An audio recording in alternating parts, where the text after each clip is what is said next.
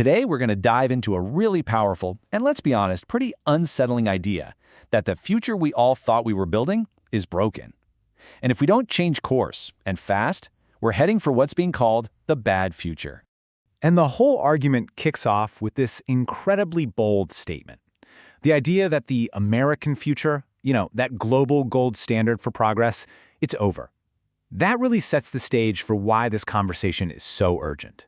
So if that future is gone, what's taking its place? Well, the concept we're exploring is called the bad future. And as you can see, this isn't some sci-fi movie plot. It's a very plausible reality where power matters more than purpose and technology more than humanity. It's the direct result of choices we are making right now. Okay, so why is this all coming to a head right now? What makes this particular moment so critical? Let's unpack that.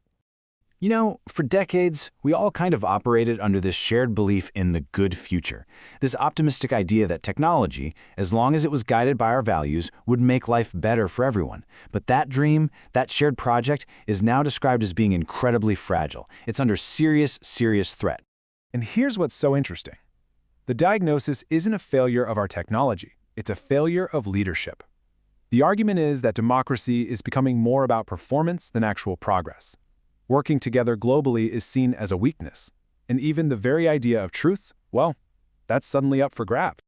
It's a pretty scary thought, right? So the big question is, how did we get here? How did we end up just sleepwalking our way into this potential decline?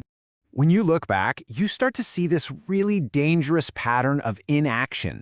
From huge geopolitical events to all these other global crises, the default response has been to just wait and hope it all works out. But that passivity didn't solve anything, it just poured fuel on the fire, making everything accelerate. And this contrast just lays it out so clearly. We hoped things would sort themselves out, but in reality, we just delayed, deflected, and denied. We told ourselves we weren't choosing the bad path, but by choosing nothing, we made a huge decision. We let business as usual win. And as the source puts it, it ate the future. A huge piece of this puzzle is that we're basically using an old map for a completely new world. We're still obsessed with 20th century metrics like GDP, optimizing for short-term gains, while totally ignoring the things that actually matter for a healthy society, like trust, well-being, and a stable planet. Okay, so this bad future sounds pretty abstract. What does it actually feel like? Let's dig into the real human costs of heading down this road. It really all boils down to this fundamental question. What happens when we start outsourcing our most human qualities to technology? When we ourselves start to act more and more like machines?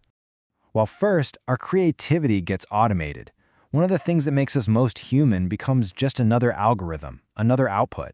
Then, our empathy gets simulated. Real, genuine human connection is replaced by something that just mimics it, engineered for efficiency, not actual understanding. And finally, our judgment turns into simple calculation. All that messy, complex human wisdom gets flattened and lost in a sea of data. And this is the absolute crucial point. The biggest threat here isn't necessarily mass unemployment. It's something the author calls mass diminishment, a world where people feel useless, where their sense of purpose and identity just withers away, even if they're still technically employed. So you can see this stark contrast playing out. On one side, you have the democratic norms we've kind of taken for granted. Things like alliances, a shared future, truth.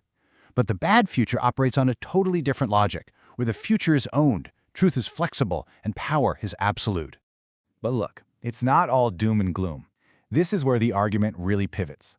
The idea is that this crisis isn't just an ending, it's a massive opportunity. It's a turning point, especially for Europe, to forge a new path. So what does this new good future even look like?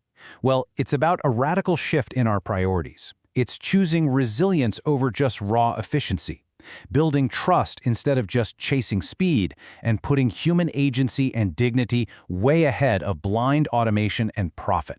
And get this, the argument here is that this isn't some soft, idealistic dream. It's actually a hard-nosed competitive advantage. In a world that's getting more fractured and filled with mistrust, being a society built on human-centric values, well, that's a superpower. All right, so if that's the destination, what's the roadmap? How do we actually do this? Well, there's a concrete 5-step plan laid out for how Europe can lead the charge and, yeah, take back tomorrow. So, the plan is this.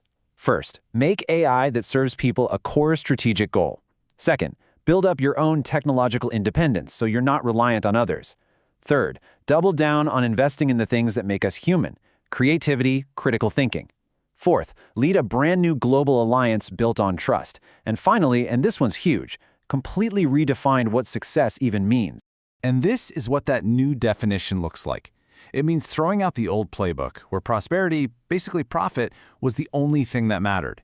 Instead, you move to this balanced model of the 5 Ps, where people, planet, purpose, and peace are just as important as prosperity. It's a much more holistic way of looking at what makes a society truly thrive. And maybe this is the most chilling summary of how we got here. The bad future didn't have to break down the door. It just walked in quietly, through the billions of tiny, convenient choices we all made when we just clicked accept. And all of this leaves us with one final, really provocative question. The argument frames this as a unique moment of responsibility. So you have to ask yourself, if the old ways of leading are failing, who's going to step up and build this better future? If Europe doesn't do it, who will?